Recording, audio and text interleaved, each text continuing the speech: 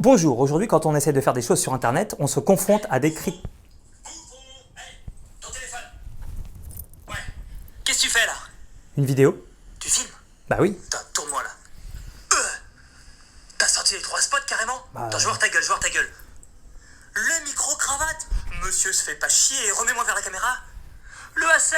Ah, monsieur se fait plaisir, mais pourquoi toute cette technique? Bah je sais pas, c'est pour apporter un peu de technique, les gens préfèrent, non? Mais ils s'en foutent de la technique, c'est le message qui est important. Mais t'es con, mais rapproche-moi de la caméra. Rapproche-moi.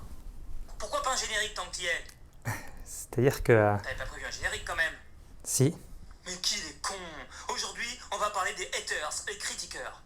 Alors, le phénomène haters est né avec Internet. On va surtout parler de Facebook aujourd'hui. Vous êtes sans cesse ramenés à la réalité de Connardland. Il y a toujours des gens pour vous donner des leçons, pour vous dire que c'est pas bien, pour vous dire qu'il aurait fallu faire comme ça, pour... Excuse-moi. Je vais peut-être jouer le rétrograde, mais là c'est pas très cool. On voit le linge qui sèche derrière, c'est pas très esthétique. Tout de suite, je vous mets une copie d'écran d'un livre que j'ai découvert en août 2010, que j'ai lu pour la première fois, d'Oscar Wilde, Le portrait de Dorian Gray. Et dedans, il y a une phrase que j'ai adorée. Toute réussite nous attire un ennemi. C'est la médiocrité qui entraîne la popularité. Si on s'arrête sur la première partie de la phrase, sachez que si vous avez des ennemis parce que vous faites quelque chose, c'est que vous êtes sur la bonne voie. En tout cas, c'est mon avis. Eh bien, qui sont ces gens qui vous critiquent? Et en plus, ça fait nul. Tenir son téléphone comme ça à bout de main. Ça fait le mec solitaire, c'est pathétique pour l'image. Mais je tiens jamais mon téléphone. Bon, c'est toujours mon propre avis. Je vais vous donner 4 styles de critiqueurs que j'ai rencontrés.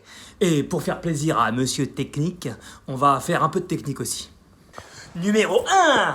Je vais vous parler d'un livre que j'ai découvert très récemment qui s'appelle La force du focus. Ne lisez pas cet ouvrage comme un livre, mais plus comme une notice. 150 notices très exactement. Dans une de ces notices, l'auteur revient sur la critique et il explique que les gens qui viennent critiquer sur vos plates-bandes, c'est simplement qu'ils veulent profiter de votre audience pour se mettre en avant. Ils sont conscients que vous avez une audience, ils sont conscients que vous avez une avancée sur eux.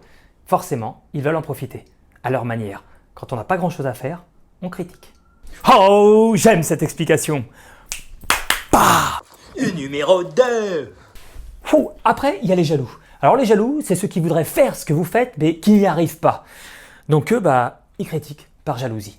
C'est les plus courants d'ailleurs. Et c'est ceux que je préfère. Number 3. Il y a ceux qui critiquent parce qu'ils ont déjà vu mieux ou fait mieux que vous. À la limite, eux, ils peuvent le faire. Mais bon, ça énerve quand même. Number 4. Après, il y a les gens qui t'aiment pas. Voilà, ils aiment pas ta gueule, t'as beau faire, ça passe pas. Donc ils te critiquent parce qu'ils t'aiment pas. Voilà. Et pour le coup, j'ai changé de décor. Alors évidemment, vous me direz, critiquer est un droit. Un droit, oui, mais il faut toute mesure garder avec ce droit-là. Je sais pas, dans la vie de tous les jours, si un restaurant que t'aimes pas, tu t'amuses pas à arriver devant le resto, à ouvrir la porte en disant « J'aime pas votre resto, votre cuisine elle est pas bonne !» c'est un peu ça le mec qui critique sur internet. Évidemment, tout ce que je dis, c'est pas forcément personnel. Au contraire, moi, je suis pas trop attaqué par les haters. C'est dommage. J'ai encore un progrès à faire. Moi, ce que je veux dire aux gens qui tentent des choses et qui se font couper l'herbe sous le pied, critiquer sans raison aucune, vous posez pas de questions. Si vous faites critiquer, c'est que vous êtes sur la bonne route. Continuez ce que vous faites et servez-vous des critiques comme de l'essence. Moi, à titre personnel, quand je me fais critiquer, ça me donne encore plus d'énergie pour aller plus loin. Et en général, j'en rajoute et j'en refais des tonnes.